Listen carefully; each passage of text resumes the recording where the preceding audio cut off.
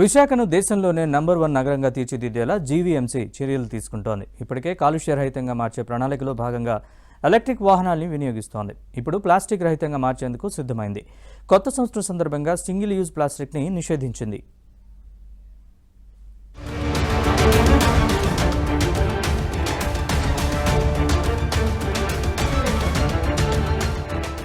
Smart city Vizag ను plastic రహిత నగరంగా తీర్చిదిద్దేందుకు జీవీఎంసీ అడుగులు వేస్తోంది. విశాఖలో సింగిల్ యూజ్ ప్లాస్టిక్ ను పూర్తిగా నిషేధించారు.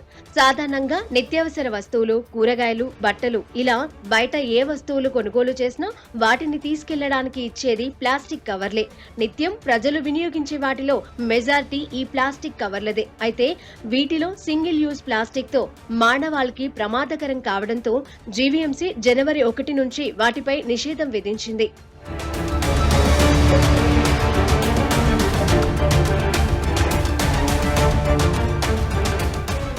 విశాఖ అనేది రాష్ట్రంలో అతిపెద్ద నగరం. పెరుగుతున్న జనాభాతో పాటు ప్లాస్టిక్ వినియోగం కూడా పెరిగిపోతోంది. దీనిని అరికట్టడం కోసం జీవీఎంసీ ప్రయత్నాలు చేస్తున్నా సాధ్యం కావడం లేదు. అయినప్పటికీ ఎంతో కొంత అరికట్టాలనే ప్రయత్నం మొదలుపెట్టారు. అందులో భాగంగా జనవరి 1 నుంచి విశాఖ నగరంలో ప్లాస్టిక్ ని నిషేధిస్తున్నట్లు జీవీఎంసీ కమిషనర్, జిల్లా కలెక్టర్ ప్రకటించారు. 750 మైక్రాన్ల కన్నా తక్కువ ఉన్న ప్లాస్టిక్ ను వినియోగిస్తున్న వ్యాపారులకు ఫైన్ వేస్తున్నారు. కొద్ది రోజులు ప్రజలు కూడా వినియోగించకుండా ఉండేందుకు అవగాహన కల్పిస్తామని జీవీఎంసీ కమిషనర్ తెలిపారు. తర్వాత 750 మైక్రాన్ల కన్నా తక్కువ ఉన్న వాటితో పాటు పూర్తిగా ప్లాస్టిక్ నిషేధం దిశగా అడుగులు వేస్తామని చెప్పారు. ఒకవైపు అవేర్నెస్ కోసం ఒక 8 వారాల వరకు ప్లాన్ చేసుకున్నాం. జిల్లా కలెక్టర్ గారి సమక్షంలో అవేర్నెస్ యాక్టివిటీస్ 8 వారాల పాటు చేసి, రెండవది at the same time plastic alternatives పెరగాల్సినటువంటి అవసరం ఉంది. గతంలో ప్లాస్టిక్ ఆల్టర్నేటివ్స్ యొక్క అవైలబిలిటీ చాలా తక్కువగా ఉంది. సో దాన్ని ఇంప్రూవ్ చేసేటందుకు ఆ ఇండస్ట్రీస్ ఏవైతే విజయనగరం జిల్లాలో ఉన్నాయో ఆ విజయనగరం కలెక్టర్ గారితో కూడా మాట్లాడి వాళ్ళు రిఫర్బిష్ చేసుకునేటందుకు వారికి కావాల్సినటువంటి అన్ని రకాల సదుపాయాలు ఏర్పాటు చేసే విధంగా జిల్లా కలెక్టర్ గారితో మాట్లాడడం జరిగింది. ఆ ఇండస్ట్రీస్తో మీటింగ్ కూడా చేయడం జరిగింది. సో ఇది ఒక ఎత్తు. సో ఒకవైపు ప్లాస్టిక్ని మన కాస్ట్ని తగ్గించుకోవడం, కాస్ట్ తగ్గించుకోవాలి అని అంటే చేయాల్సింది స్కేల్ పెరగాల్సిన అవసరం ఉంది. సో ఆ బయోడిగ్రేడబుల్ ప్లాస్టిక్స్ యొక్క నంబర్ కూడా సరిపడా పెంచే విధంగా ప్రయత్నం చేస్తున్నాం. ప్లాస్టిక్ నిషేధంపై నగరంలోని అనేక ప్రాంతాల్లో ప్రచారం చేస్తున్నారు. వాటికి ప్రత్యామ్నాయంగా ఉండే బ్యాగులను అందుబాటులోకి తీసుకురావడంతో పాటు ఆ బ్యాగులు విక్రయించే స్టాల్స్ ని కూడా ఏర్పాటు చేస్తున్నారు. జీవీఎంసీ తీసుకున్న నిర్ణయాన్ని విశాఖ వాసులు కూడా ఆహ్వానిస్తున్నారు.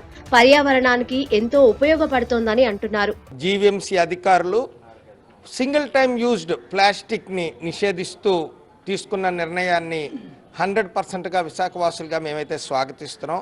అయితే వినియోగదారులు, దీంతో పాటు ఎవరెవరైతే ఈ యొక్క ప్లాస్టిక్ అమ్ముతున్నారో వీళ్ళందరూ కూడా సహకరించి జీవీఎంసీ రూల్స్ని అతిక్రమించకుండా వీళ్ళందరూ కూడా తూచా తప్పకుండా దీన్ని పాటించాలి.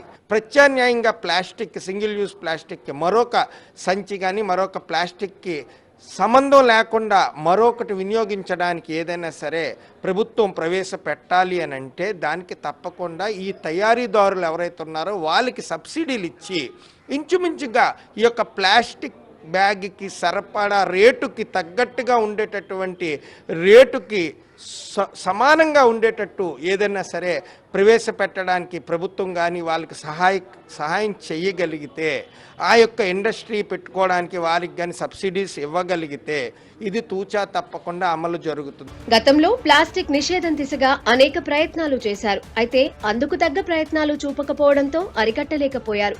ఈసారి అలా జరగకుండా చూడాలని నగరవాసులు సూచిస్తున్నారు.